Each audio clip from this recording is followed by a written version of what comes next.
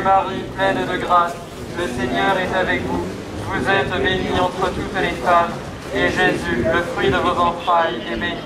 Sainte Marie, Mère de Dieu, priez pour nous pauvres pécheurs, maintenant et à l'heure de notre mort, ainsi soit-il. Je vous salue Marie, pleine de grâce, le Seigneur est avec vous. Vous êtes bénie entre toutes les femmes, et Jésus, le fruit de vos entrailles, est béni. Sainte Marie, Mère de Dieu, priez pour nous pauvres pécheurs, maintenant et à l'heure de notre mort, ainsi soit-il. J'étais il y a 15 jours à Biarritz, Monseigneur Hayet a réuni un congrès important. Il y avait des représentants du Canada, des États-Unis. C'est la première fois qu'un évêque prend à bras le corps, en quelque sorte, la lutte pour le respect de la vie. Ça, c'est très remarquable. Il y a deux choses qui m'ont particulièrement ému, je dirais, et ce sont les témoignages des Américains. Une jeune femme du nom de Rebecca, charmante je dois dire, riche en bijoux, elle était drôle comme tout, et elle a dit ceci: je suis le résultat d'un viol.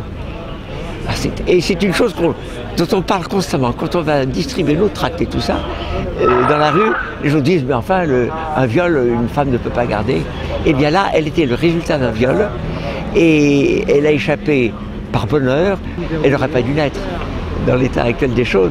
Mais là, elle est née, et elle se fait l'avocat de ces femmes qui se font violer. On tue l'enfant et on ne tue pas le coupable. Enfin, c'est... Le Seigneur est avec vous. Vous êtes bénie entre toutes les femmes, et Jésus, le fruit de vos entrailles, est béni. Deuxième chose très intéressante, mais ça vous êtes au courant certainement, c'est, si je prononce bien en anglais, 40 Days for Life. Un succès extraordinaire pendant 40 jours, vous le savez, jeûne et prière, donc présence assez nombreuse, plus ou moins, enfin il y a des relais, pendant 40 jours.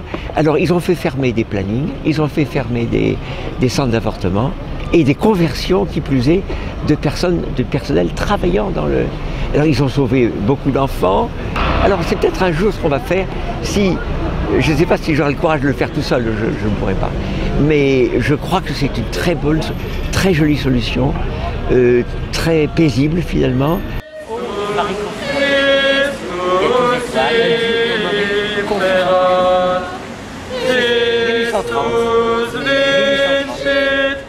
Comment il s'appelle?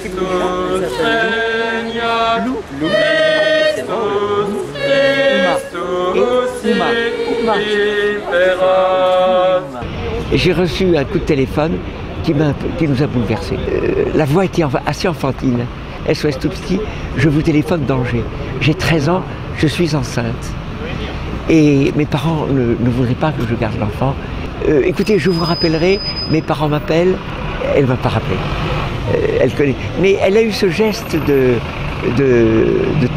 nous téléphoner pour se raccrocher à quelque chose. Est-ce que c'était bien de faire ce que voulaient ses parents? Elle était, la pauvre petite, à 13 ans. Alors, je n'ai rien pu faire pour elle. Je sais que c'est danger, qu'elle a 13 ans. Je ne sais ni son nom, ni son adresse, ni son téléphone. Ah, je peux lui, effectivement, mon Dieu, si jamais, vous lui direz que je prie pour elle tous les soirs et qu'on a prié pour elle, enfin, on a pensé à elle, pauvre petite, et mon Dieu, combien comme elle. Sainte Marie, Mère de Dieu, priez pour nous pauvres pécheurs, maintenant et à l'heure de notre mort, ainsi soit-il. J'ai appris, je viens d'apprendre, que ce 13 janvier, il y aura donc une manifestation qui partira, je crois, de la place d'Italie et conduite par Frigide Barjot.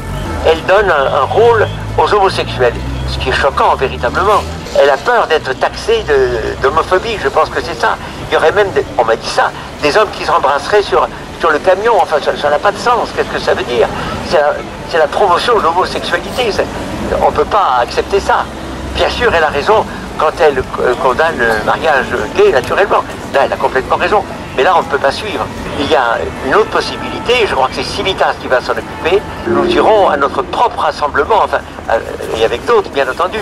Et en plus, non seulement je trouve qu'il y a il y a de la démagogie dans ce que fait Barjot, d'une part, et puis aussi un peu de totalitarisme, car elle ne veut pas qu'il y ait d'autres panneaux, d'autres affiches, d'autres slogans que les leurs.